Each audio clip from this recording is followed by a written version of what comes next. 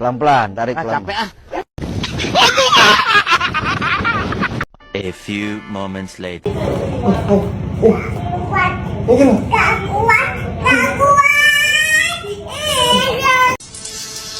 Avengers!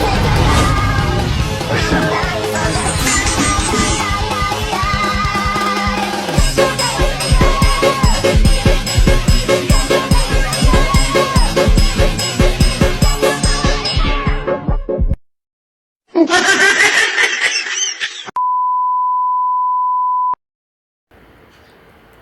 Assalamualaikum warahmatullahi wabarakatuh. Halo kawan-kawan, jadi kali ini saya mengerjakan tugas presentasi atau membuat video dari RPS yang ada di Spada. Saya memilih yaitu Principles of Economic Activities and Comparative Advantage in Trade. Kali ini saya perkenalan dulu. Nama saya Raihan Hairul Anam, kelas manajemen 26A, NPM 264111015. Oke, next kita masuk ke daftar isi. Jadi yang pertama, saya menjelaskan tentang pengertian kegiatan ekonomi. Yang kedua, saya menjelaskan tentang prinsip pola kegiatan ekonomi. Yang ketiga, saya menjelaskan tentang produksi dan faktor-faktor produksi. Yang keempat, saya menjelaskan distribusi konsumsi. Maaf agak typo. Yang kelima, saya sendiri menjelaskan tentang hubungan produksi, distribusi, dan konsumsi. Yang keenam, saya menjelaskan tentang pengertian keunggulan komparatif. Yang ketujuh, menjelaskan tentang perbedaan keunggulan absolut dan komparatif. Yang kedelapan, contoh keunggulan komparatif. Dan yang terakhir, dampak perdagangan internasional. Oke, kita masuk ke penjelasan pertama, yaitu pengertian kegiatan ekonomi, teman-teman.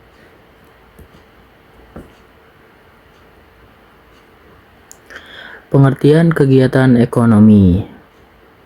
Kegiatan ekonomi adalah seluruh aktivitas manusia yang dilakukan untuk memenuhi kebutuhan hidup dengan memanfaatkan sumber daya yang tersedia.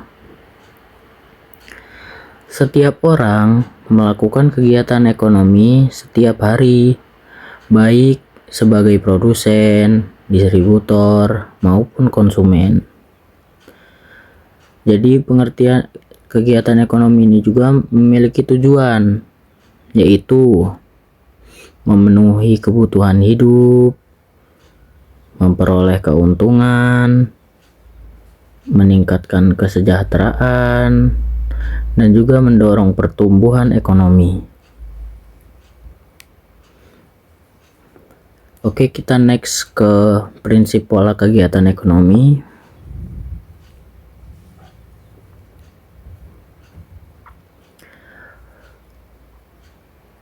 Prinsip pola kegiatan ekonomi dari 3 aktivitas utama, yaitu produksi, menghasilkan barang dan jasa, ada juga distribusi, menyalurkan barang dari produsen ke konsumen, ada juga konsumsi, menggunakan barang atau jasa untuk memenuhi kebutuhan.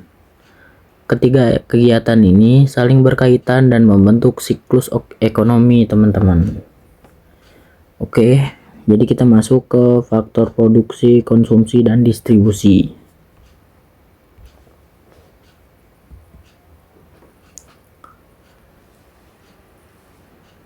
Di sini saya menjelaskan tentang produksi dulu ya, teman-teman. Produksi adalah kegiatan menghasilkan atau menambah nilai guna suatu barang dan jasa. Tujuan dari produksi memenuhi kebutuhan masyarakat, memperoleh keuntungan, membuka lapangan pekerjaan, meningkatkan kualitas barang. Produksi juga memiliki contoh, yaitu petani menanam padi, pabrik yang membuat sepatu, nelayan yang menangkap ikan. Oke, jadi saya lanjut ke distribusi.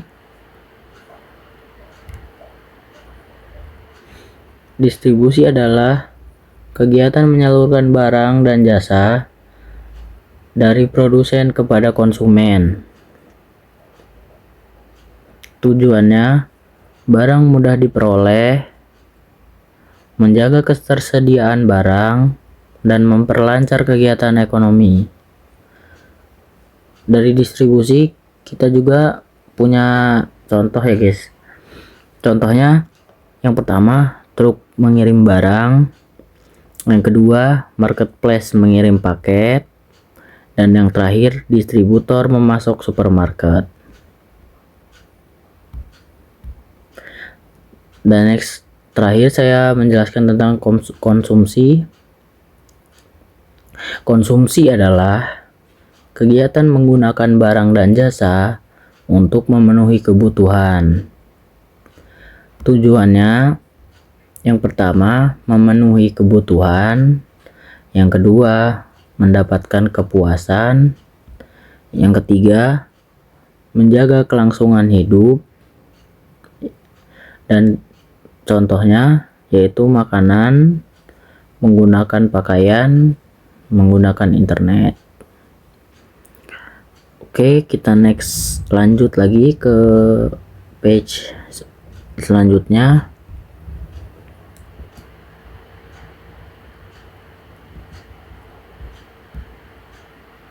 Hubungan produksi, distribusi, dan konsumsi.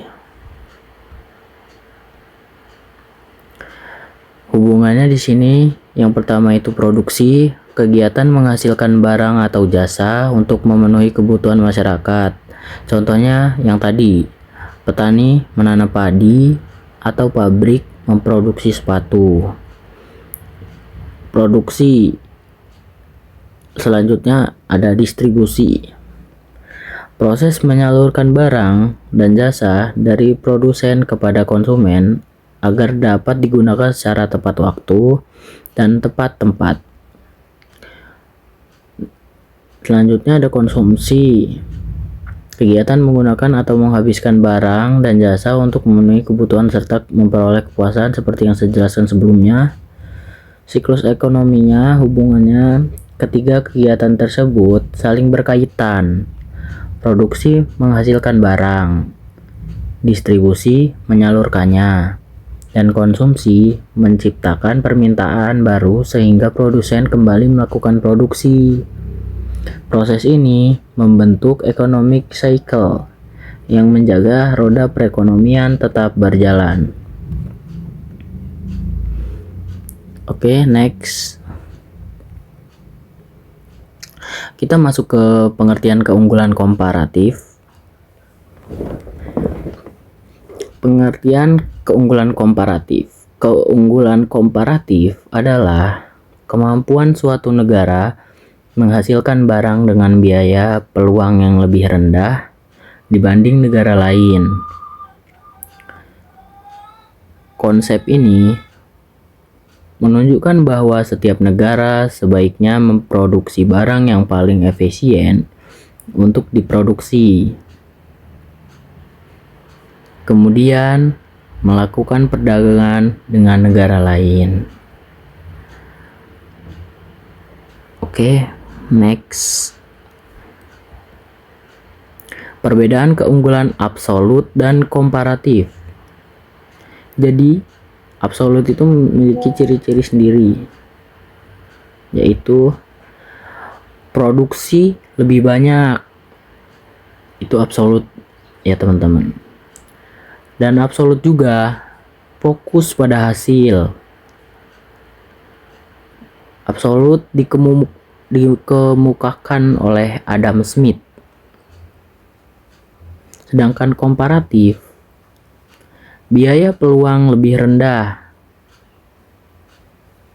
fokus pada efisiensi, dan dikemukakan oleh David Ricardo. Jadi keunggulan absolut dan komparatif itu beda teman-teman. Dari segi fokus pada hasil itu absolut, komparatif itu fokus pada efisien.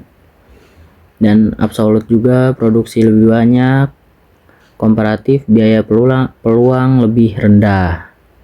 Absolut dikemukakan oleh Adam Smith dan komparatif dikemukakan oleh David Ricardo. Itu perbedaannya teman-teman. Oke, kita next ya teman-teman.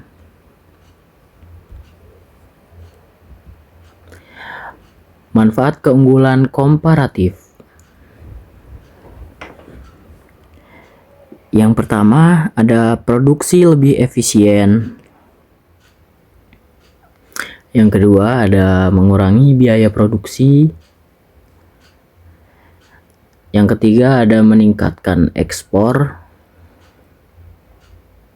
Yang keempat ada menambah devisa negara. Yang kelima memperluas pasar internasional.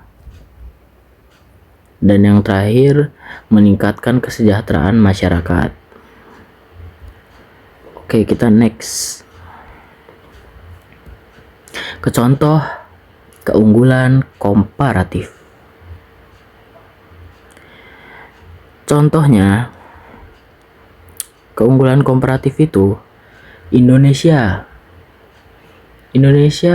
mengekspor hasil pertanian, contohnya kopi, kelapa sawit, karet, dan kakao.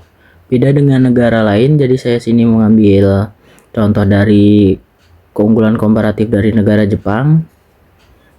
Jepang itu mengekspor ini mobil, robot, dan elektronik. Indonesia mengekspor hasil pertanian, sebelumnya saya sudah menyebutkan tadi. Sedangkan Jepang mengekspor teknologi seperti mobil, robot, dan elektronik. Kedua negara memperoleh keuntungan melalui perdagangan.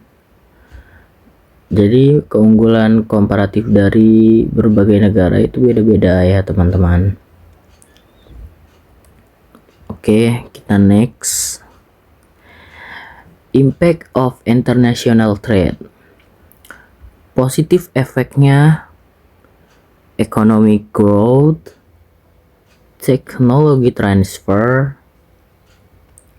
more product choice, increase exports. Negatif efeknya di sini tertulis stronger competition, import dependency, dan yang terakhir pressure on local industries. Oke, kita sudah masuk di penghujung presentasi saya. Jadi ini yang terakhir ya teman-teman. Bila ada typo atau apa, mohon maaf. Yang terakhir adalah conclusion. Economic activities consist of production, distribution, and consumption. Semua kegiatan saling berhubungan ya teman-teman. Comparative advantage mendorong negara untuk fokus pada produk yang paling efisien. Trade creates mutual benefits when countries specialize. Oke. Jadi ini presentasi saya menjelaskan tentang principle of economic activities and comparative advantage in trade. Saya akan menutup presentasi kali ini. Nama saya Raihan Hairul Anam dari kelas manajemen 26A dengan NPM 264111015. Saya di sini mengerjakan mata kuliah ekonomi mikro. Oke, baik. Terima kasih teman-teman sudah meluangkan waktunya untuk menonton video saya di sini. Saya tutup presentasi kali ini. Wassalamualaikum warahmatullahi wabarakatuh.